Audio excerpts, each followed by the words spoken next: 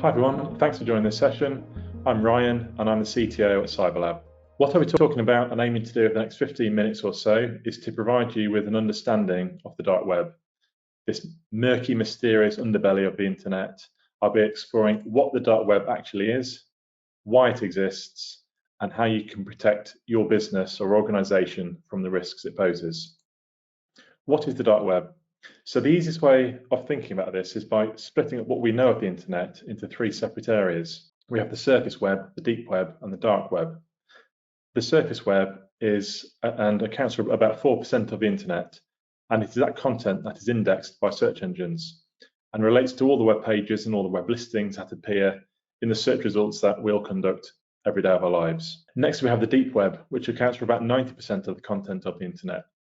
This content is not indexed, so cannot be found making search engine requests. It is hard to define the size of the deep web, as it is content which is accessed after user login.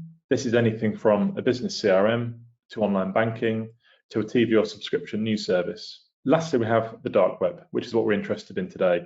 This accounts for about 6% of the internet, and is accessed by users in a way to mask their identity, and because the content isn't indexed through search engines, it makes that content harder to access. So how does it work? So as I've already explained, the dark web cannot be accessed using a standard browser such as Chrome or Firefox. Every site on the dark web has a .onion TLD. If you try to access a .onion using a normal browser, it will not work, but using a specific browser called Tor, it will. All data is encrypted. It uses what's called onion routing, where all data is encapsulated in layers of encryption. So the data cannot be intercepted, and it's these layers which are called the onion layers, hence why it's called onion routing. It is weird, it is scary, but cybercrime is a huge industry and a huge business, and the dark web plays a very important role in underpinning its operation. It is where criminals, predators, spies hide in plain sight, and you can buy or find almost anything on the dark web. Weapons, drugs, stolen credit cards, things you cannot easily buy legally elsewhere. And cryptocurrency is absolutely pivotal in order to facilitate the buying and selling of goods on the dark web, but in a way that is not going to publish one's identity. I've listed on this slide some of the pricing, which was based on some research carried out in 2022, and the relatively inexpensive costs associated with things that are readily available for purchase on the dark web. So, understanding the risks.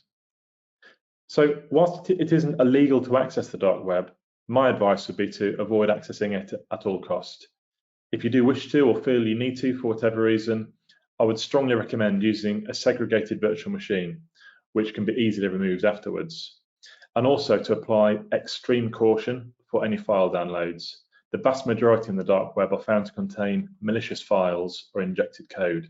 There have been a couple of marketplaces on the dark web over the years, which are Amazon, eBay style shops, which conduct huge numbers of transactions or were conducting huge volumes of transactions. The first was Silk Road, which was shut down in 2013, and we can see the figure on this slide, which shows the huge scale of the operation it was.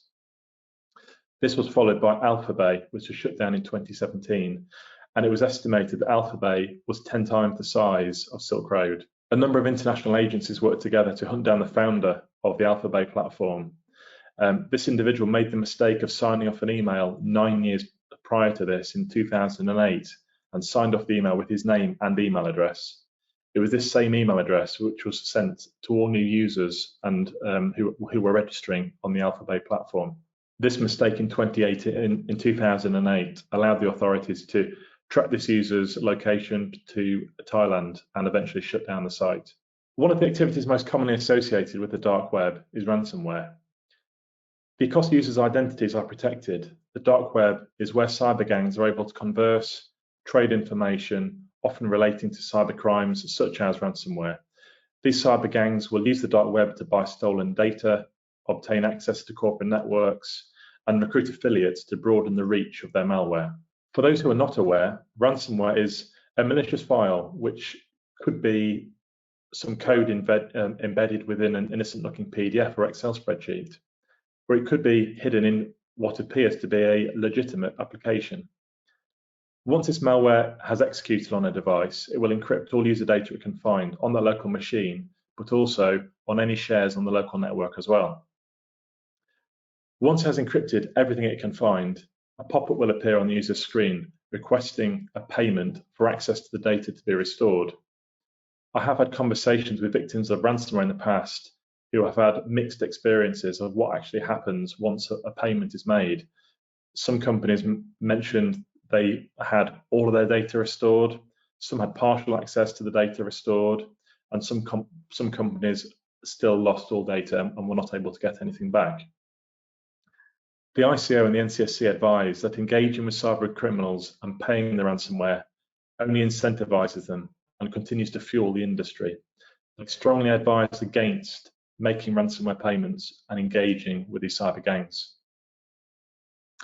As mentioned on the previous slide, some hackers try to hack systems and steal information for financial gain, but also to obtain respect from their communities on the dark web. After they steal the information, they upload it onto the dark web so other people can recognize their achievement. Something that is rising in prevalence on the dark web and ransomware is the use of initial access brokers. These are cyber criminals who take in large volumes of data, are hunting for high-value organizations with whose credentials they can resell on the dark web at a higher cost. An initial access broker will find a high-value target, will test the access credentials to that system works, and will then make those credentials available for resale on the dark web. When access is listed, a criminal will confirm the access to the corporate network works.